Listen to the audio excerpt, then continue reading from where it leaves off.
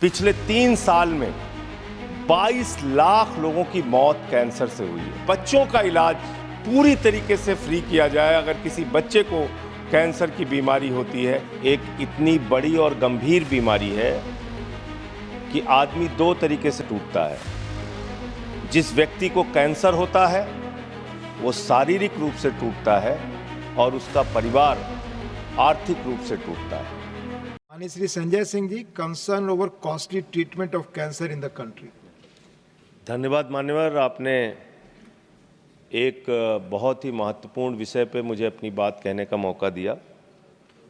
मान्यवर, कैंसर की बीमारी एक इतनी बड़ी और गंभीर बीमारी है कि आदमी 2 तरीके से टूटता है।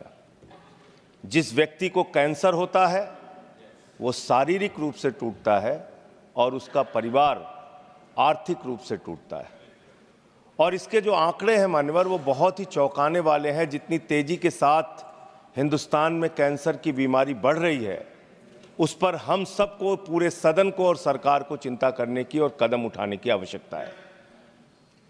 मान्यवर, WHO की रिपोर्ट के मुताबिक पिछले 3 साल में 22 लाख लोगों की मौत कैंसर से हुई है और अकेले 2022 में 9 लाख लोगों की मौत कैंसर से हुई है।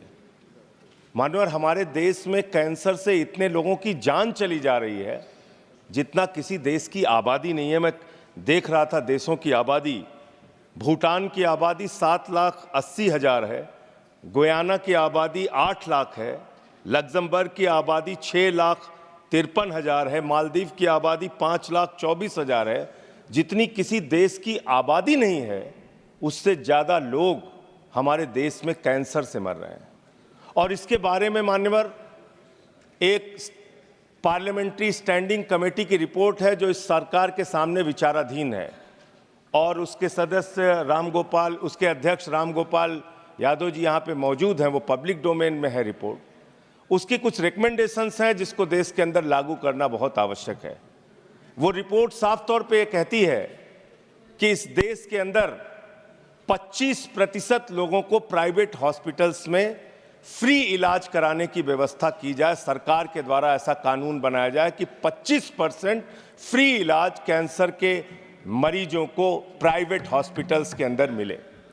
दूसरी बात मान्यवर, बच्चों को जो कैंसर हो रहा है, छोटे छोटे बच्चों को, उनको देख के परिवार पीड़ित होता है, बचने की कोई उम्मीद नहीं होती है, अपना घर बेच के, जमीन बेच के उसका इलाज कराते हैं। तो इसलिए बच्चों का इलाज पूरी तरीके से फ्री किया जाए। अगर किसी बच्चे को कैंसर की बीमारी होती है, ये दूसरी सिफारिश उसमें है। और बड़े दुर्भाग्य की बात है मान्यवर कि हैजा, मलेरिया, ऐसी मेनिंजाइटिस टाइप ऐसी तमाम बीमारियां वो सरकार द्वारा नोटिफाइड की गई हैं, लेकिन कैंसर जैसी गंभीर बीमारी ये अधिसूचित नहीं की गई, ये नोटिफाई नहीं की गई। ये भी एक मान्यवर चिंता का विषय है। तो मैं अंत में सिर्फ इतना कहूँगा कि इस बीमारी को नोटिफाई किया जाए।